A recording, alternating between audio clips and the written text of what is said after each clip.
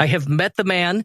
When I met him, he looked exactly like on TV. He's taller than you'd think. And he was wearing the denim, the Canadian tuxedo, and adjusting the timing on an old 70s Lincoln and an unassuming car that he was going to drive home that day. So I had and when I got there, they said, it's good you came today. He just got his haircut. Welcome to the Milk Bottle Shopify e-commerce podcast, brought to you by Milk Bottle Labs, Ireland's top-rated Shopify experts.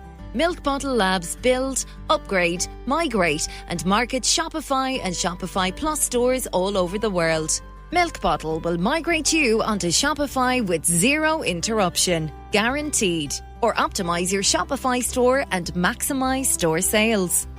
This podcast is kindly supported by our favorite Shopify app and the only app we install in every store. Rewind.io is the leading backup solution for your Shopify store. We'll talk more about Rewind later. Now over to your host, founder of Milk Bottle Labs, Keith Matthews. Hey folks, welcome back to another episode of the Milk Bottle Shopify e-commerce podcast. Today I talked to a good friend of ours, Kurt Elster. Kurt is a Shopify expert based in Chicago and he runs Ethercycle. He has a very, very interesting history when it comes to e-commerce, and he also has some interesting clients on his books, one of which is none other than Jay Leno.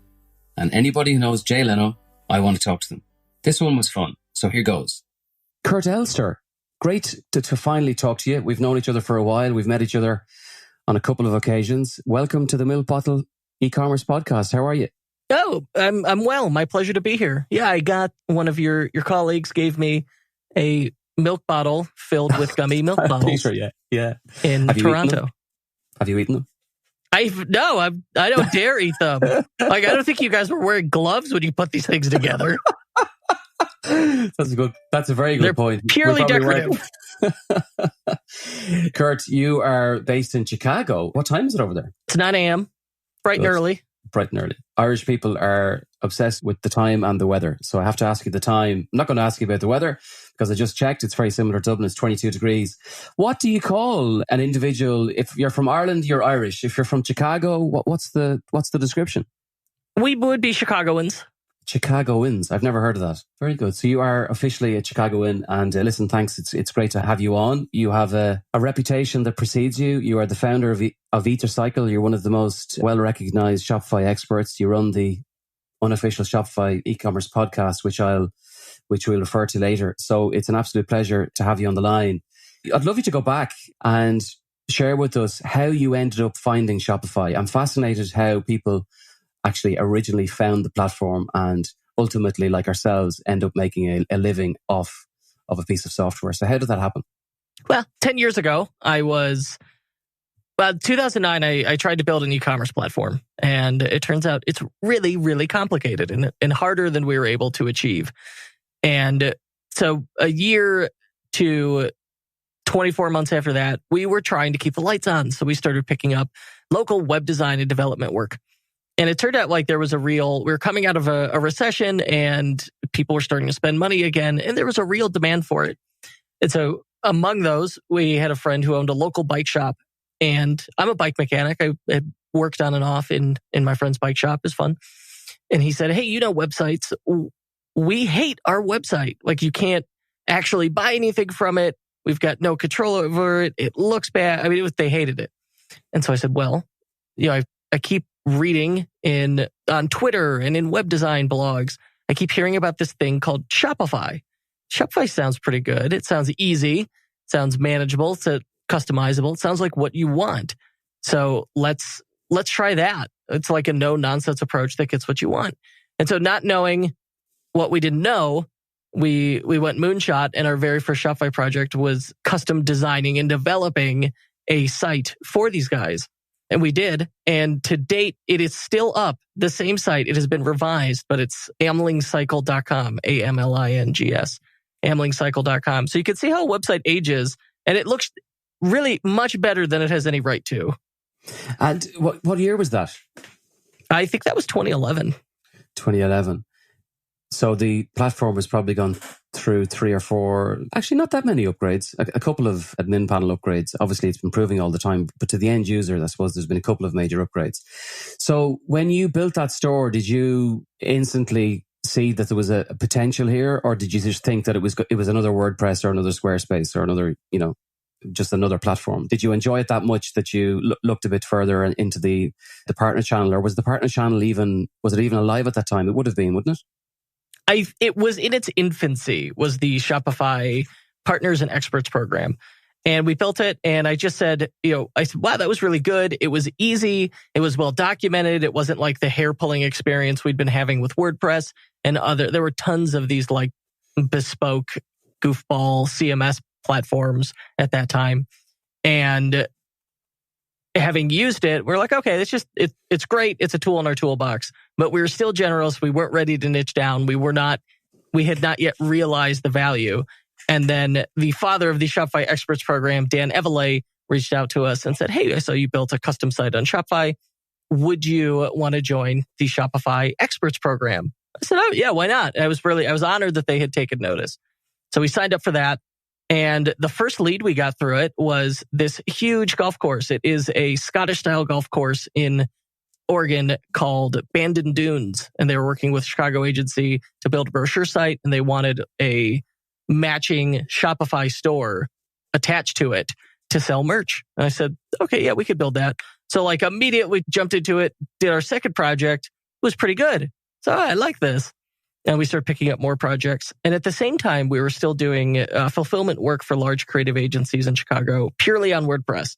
And we had this really big, beautiful nightmare of a project that everything that could go wrong went wrong. And at the end of it, I said, why are we doing this? Why don't, instead of tearing our hair out with these low effective hourly rate WordPress projects, why don't we move to Shopify, where we seem to just consistently do great work? And that should have been obvious sooner. It wasn't. And so we said, once I did that, I just declared myself the Shopify guy. And the amazing part was, even with an email list of maybe 1,000 people at that time, probably not even that, within 60 days, I was getting referrals from people I didn't know to people I didn't know saying, hey, I know you're the Shopify guy. Can you help us? And so part of my success was niching down early and also being there early. I hitched my cart to the right horse.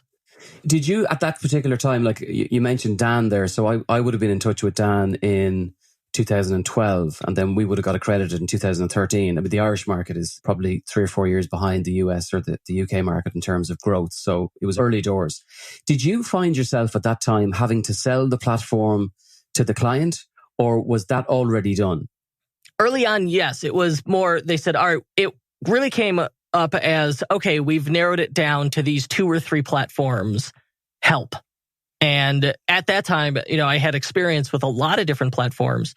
So before we narrowed down entirely on Shopify, I said I built landing pages for essentially a conversion rate optimization package, but personalized it to a variety of platforms, and then had a landing page for each, sent traffic to it. So in doing that, I got to do the identical project across a variety of platforms, which was very interesting and enlightening. And without a doubt, we said, you know what? Shopify is the one to use. Yeah, every single person that I know that has worked on other platforms says the same thing. And it's interesting to listen to other agencies that are still grappling with other platforms who just sometimes refuse to actually admit that the platform is just so user-friendly from a developer, a partner, an expert, and a merchant point of view that I think they're actually missing out, and it's improving. Your analysis there is identical to the experience that we would have had in the early days. I had Kerr Whitaker on twice recently, and I know that you attended his debrief event. And one of the questions that I had asked him initially, Kerr was actually working for Shopify for about, I think, just under 7 years. And I asked Kerr, did he realize in the early days that it was going to be as big? And I'll ask you the same. Did you realize that you were probably ahead of most people, but also did you think it was going to explode the way it did in light of Amazon's growth? Obviously, Amazon is a marketplace and not a platform, but did you think it was going to be as big as it is now? I would love to tell you that I knew You'd love to say yes. that I absolutely, I said, you know what? I have total confidence. I am going to do nothing but Shopify. I'm going to invest entirely in Shopify because I know that e-commerce will be huge, Shopify will be huge, and I will be driving an absurd car in a big house. I knew none of that. I was terrified. The whole thing was a gamble, and I was like, all right, I think this is the safest bet. Because really, I'm very risk averse. I don't think people realize that. But yeah, that's what... No, I was like, well, of my options, I think this is the least risky. Let's do this. That's the dark truth. It is, yeah. I took a different kind of approach. I ran it part-time for quite a while, so there was less of a risk. And then when Milk Bottle Labs had enough business to actually go full-time, then I jumped ship. So I didn't have that. I one day just quit my job and said, I'm going to build an e-commerce platform. Quit my job with no plan. The next day said, I'm going to build an e-commerce platform. Grabbed a friend who'd been laid off because of the recession and had unemployment, so he had nothing to lose. My expenses were super low and I had savings. So I'm like, let's just do this. And then when that didn't work out, it's like, well, I got to keep the lights on. So start selling WordPress sites. And then WordPress was painful. So I'm like, all right, we have the most success in e-commerce because it wasn't like the advantage to e-commerce was that when you do design for a brochure site, it's like, well, the client's like, my dog doesn't like blue. It's very subjective, right? So you can't use blue. Versus e-commerce, it's, hey, if we put the headline here and the call to action here and we phrase it this way, average order value and conversion rates are going to go up. And over 12 months, we could predict changing, this layout in 15 minutes is worth $50,000. Should we do that? Yeah. And it's very easy then for both the client and the designer to go, yes, I think we should. And that was my big attraction to e-commerce, it took away the squishy, subjective parts of design and made it very quantifiably great. So we said, quit my job. I hated my job.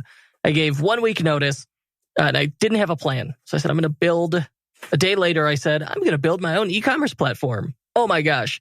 That I did not know what I was getting into. And there could be advantage to that. Had I known what I didn't know, I would not have attempted it.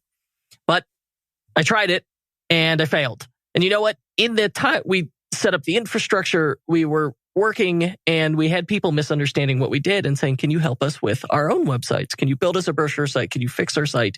Because people were starting to spend money again after the recession. And so I'm not going to turn the work away. So yeah, we could do that. We'll figure it out. We started building these brochure sites and then these WordPress sites. And the first time I sold a site for like $2,000, I thought it was criminal. I was like, how can you even charge this much for a website? And then little did I know, within 2 years, we charged $50,000 for a website, which I also thought was flatly insane and quickly discovered was not. The first site that we ever built, I did it for free. I'm sure I did too. I did. I picked up a newspaper and I found a business that was launching. I checked their web domain. They had no website. And I built them a Shopify store for free. And that was one of the stores that got us accredited as one of the Shopify experts in Ireland. So the first Shopify store we built, there is no way I charged more than $2,000. It's funny you say at the time you thought that was insane to charge you. Now I don't have a single service offering for $2,000. Very few successful experts actually would ever, I think, have that at the, well, depending on where you go, where you're based, I guess. But was that original company, Kurt, was that called Ethercycle? Because the next question is, what you're describing obviously evolved into Ethercycle, but where did the name of Ethercycle come from?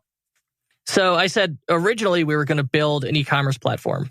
And the target market for the e-commerce platform, because we had experience, because we had industry connections, and because it was underserved, was bike shops. So it was and even then, 10 years ago, trying to find a domain name was absurdly difficult. So all the good ones were taken even a decade ago.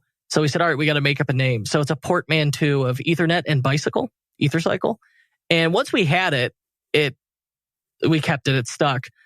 Truthfully, I don't love it, but the big advantage to it is when you have a 10-character made-up name, then like you could register that everywhere on any platform, whatever. The handle always is available and works. And so it makes for an interesting talking point on occasion. Though I'm far enough along in my career, no one questions it anymore. Very rare that people ask. They just accept it. The only reason I questioned it was because I did hear you talk about it in the past. Is that an Outrun logo or text style that you're using in it? Yes. The goal, I said... I knew it when I saw it. I thought that. 2 years ago, I said...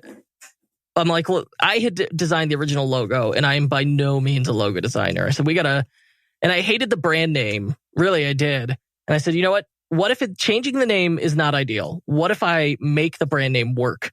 And I started to get into that Outrun style, which now has grown so large, it's called Vaporwave aesthetic. I went on, what's that site? 99 Designs. And I said, I want an Outrun style logo. I want a logo that is, quote, 90s rad. And I'm 36, so I grew up with that. So I know it when I see it. So we went through several visions with 99 Designs. We got the logo, and then I did the cool, like the current purple pink logo gradient color on it. And once I did that, and like I owned the brand and reinvented it, then I fell in love with it again. So like everything, my business cards, these bright pink with like 8-bit text on them. So we made it work. Let's take a short break, and I'll share the one app we install on every Shopify build. The team at Rewind.io have developed the leading backup solution for Shopify. Did you know there is no way of recovering lost data from a Shopify store? Rewind.io automatically backs up your store data. In the event of a data loss, usually due to human error, Rewind enables you to rewind your store back to its previous state. It's so simple and is used by some of the world's leading Shopify agencies, such as Kurt Elster of Ethercycle and Kelly Vaughan at the Tap Room. If your store is gaining traction, you may have multiple users making changes. Often store owners allow team or app developers enter a store to add code. Sometimes mistakes happen and data gets deleted. You can reduce your business risk today and prevent a costly catastrophe by installing the Rewind.io app on your Shopify store. Get your first month of Rewind for free by simply responding to any of the welcome messages or emails you receive after you begin your 7-day trial and mention this podcast. Now, back to the interview. So you've described the start and you've described how you found Shopify. You're currently running a particularly successful agency. And I mean, I've been following you guys for years. Just one question in terms of one customer. How does a guy like you sitting in Chicago pick up a customer like Jay Leno? So, all right, this is an excellent business lesson. And I have been to Jay Leno's garage. I'm a car guy, so this is like car guy mecca. I have met the man. When I met him, he looked exactly like on TV. He's taller than you'd think. And he was wearing the Canadian tuxedo and adjusting the timing on an old 70s Lincoln in an unassuming car that he was going to drive home that day. Yeah. So I had and when I got there, they said, it's good you came today. He just got his haircut. So he's looking the most like a Jay Leno. But that was well after we'd built his site. So when I met him, I completely panicked. I was so focused on not sounding stupid that I basically just went up and was like, "Hi, I like cars. Okay, bye." I'm embarrassed by it, but I did not ask him I said, "What's the one question everybody asks him that I shouldn't ask him?" They said, "Don't ask him what his favorite car is because he's just going to tell you he loves them all. That's why he owns them." Yeah. And truthfully, the guy's he's really has as many motorcycles as cars and is really into steam-powered cars. Anyway, so focusing, I was in the Shopify Facebook Plus group and someone posted and said, "Hey, I just want to introduce myself. My name's Nick and I manage this brand." And it was Leno's Garage. So I commented, I just said, "Oh, this is super cool. I'm a car guy. I am so thrilled to see this on Plus. And this looks amazing. I can't believe it." And so the guy messaged me. He's like, "Hey, I really appreciate the kind words. Let me send you a detail box." It's okay. I got it. I said, "Wow, this is really great. Looks great. It's a wonderful presentation. I love it." And he goes, "Oh, okay, cool. Is there any way we could work together?" I said, "Yeah, let me put together a screencast for you. And I'll show you, here's just 5 to 10 minutes on here's some ideas to improve the site. Take it or leave it." And that turned into a phone call, turned into an engagement. And we shored up the site, started doing maintenance for them. Within a year, we completely rebuilt the site, relaunched it on Turbo, and went through rounds of maintenance with that. And now they're a scrappy team. And what's really interesting about it, they were literally the guys doing the detail work in Jay's garage. And they went to him after doing it for I don't know how long and said, "Hey," and they were doing custom formulations for products that they were making. And they said, "Hey, we would love to sell this stuff direct to consumer. And we would like you to be a part of it." And what's interesting about Jay Leno is he roots for the underdog. And so he said, "Yeah, I would love to be involved." So these guys were actually product experts without really knowing it. Yeah, actually, they came from, it was the guy who started it had a construction background. And then that turned into he was like, I could build, he had a knowledge of chemistry. And he's like, I could make a better car detailing product. And it started with a single product. And then they ended up providing detailing work for Jay Leno. And the first task he gave them, he said it was on his first exotic cars, this Lambo. I think it's an 80s Countach. And what's cool about it is this is one of the cars they've chosen intentionally not to restore. So when you get up close to it, you could see there's this really wide door panel when you're getting out of it. And his butt has rubbed on it enough times that it's worn. And so it's like, I love it. What's more interesting than the cars they've perfectly restored are the cars that they have chosen to leave a little bit unrestored. Yeah. He said, listen, we've never been able to get the wheels right on this car. If you can get these wheels right, you got the job. And so they hand polished wheels for like a week.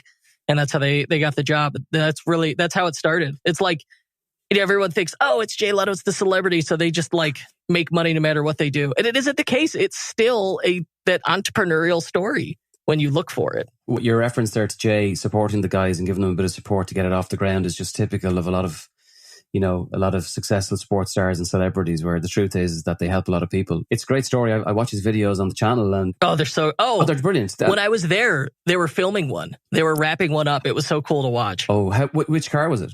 Can you remember? It was the Bugatti EB100. Wow.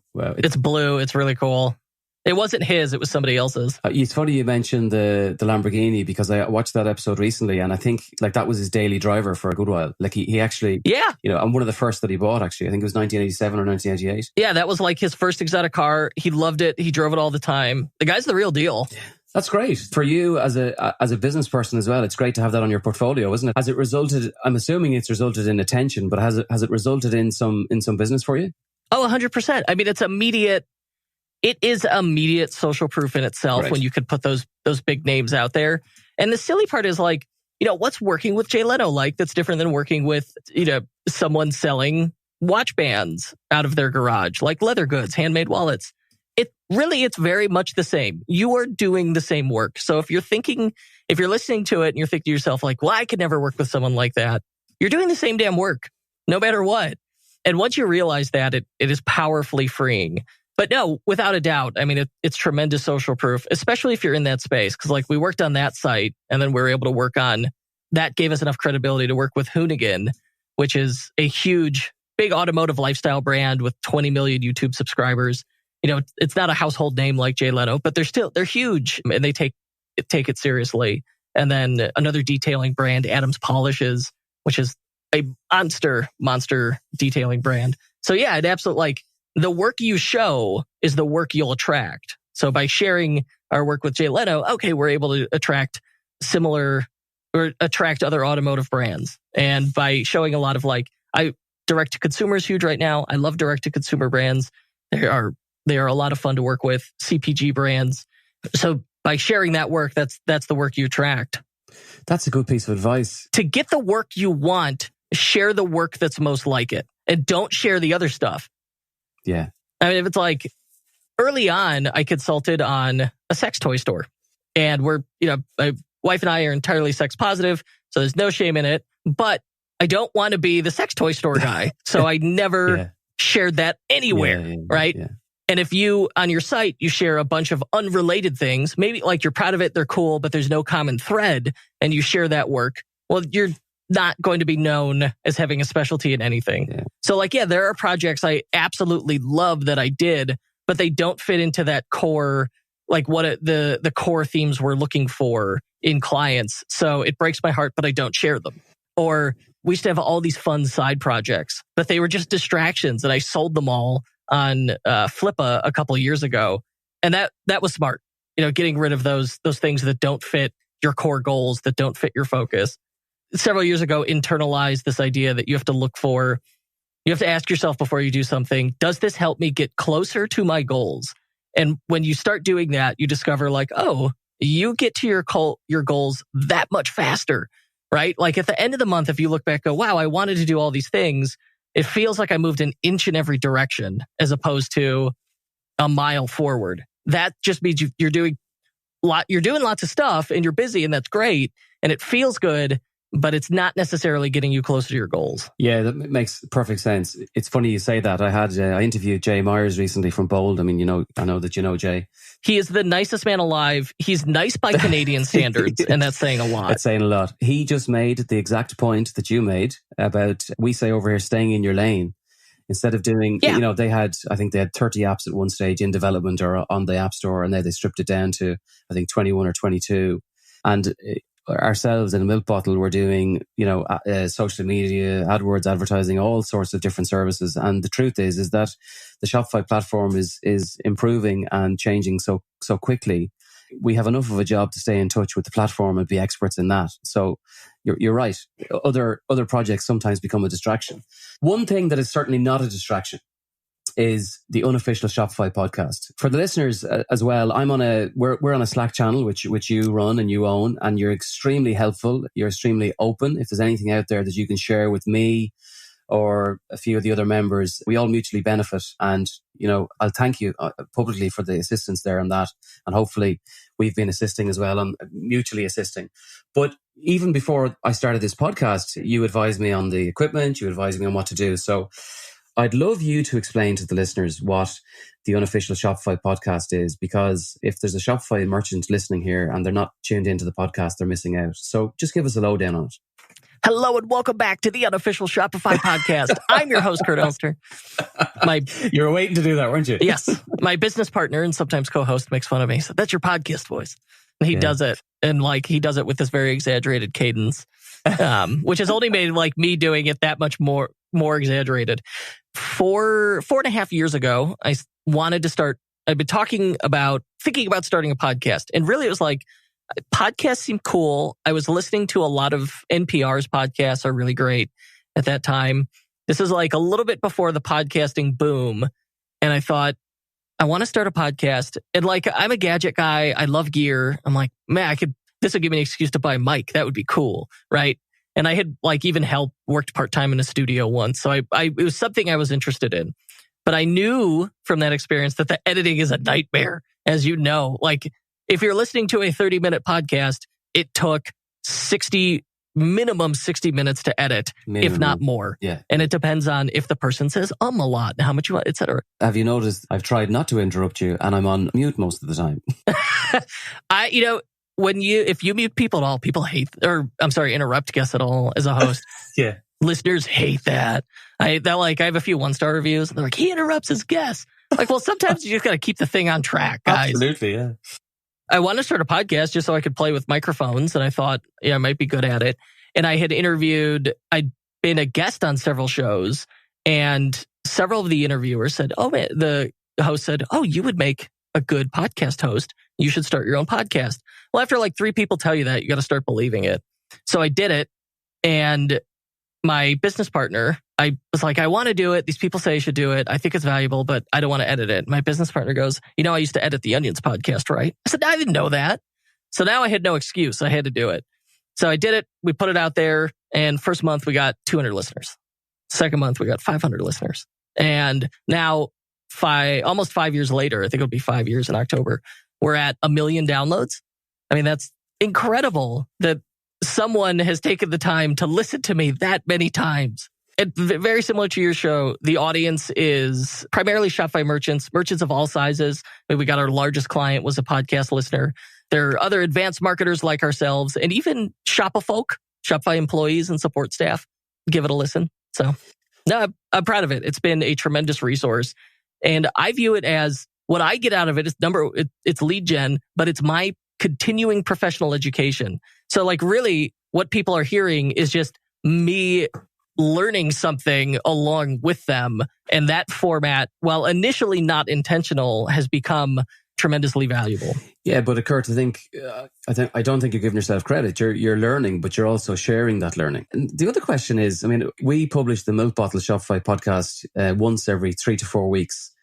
And how often do you publish? Is it every week or every 2 weeks? Every week.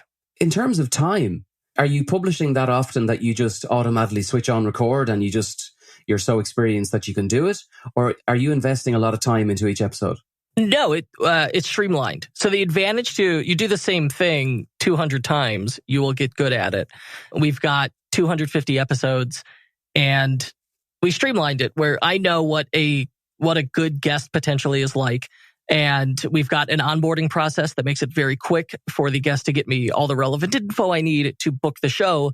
And then, I'm comfortable showing up and doing the interview. And really I say, like, we agree on a topic. I ask them, give me 3 to 4 questions. That way they're prepared. I'm prepared. And then I fill it in with, all right, like, here's the main question. And then, that they know I'm going to ask, but then I'm going to build on that with like 2 follow-ups. Then, all right, to show that we understand the concept, I'm going to summarize what we just learned. And that's kind of when you listen to interviews, like if you listen to Howard Stern interviews or Larry King interviews, you suddenly realize like there's a cadence to it and there is generally the same format. Like in both of those, they're going to walk through a journey. And so with business stuff, it's really easy. How'd you get started? Where'd the idea come from? Oh, what'd you do next? What'd you do next? What'd you do next? And then you could summarize those like key points along the way. Has there ever been a situation where you've been at the other end of the line and the other individual has just been very, very difficult to get information out of? I mean, I've had that on one occasion and it's absolutely painful. Yes. And that's where you need to self-edit and throw podcasts out. I mean, We interviewed a guy recently. I don't want my show to be political. And so we interviewed a guy recently, and unbeknownst to me, he had actually been on Fox News a whole bunch of times and was agitating for this very conservative point.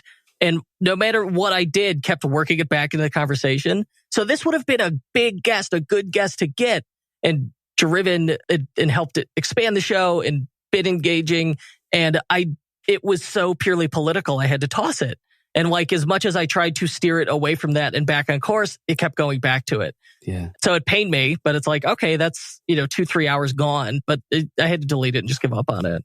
Interesting. Kurt, thank you so much for your time. It's been an absolute pleasure and keep up the good work. We'll put the references to the podcast and to Ethercycle in the show notes.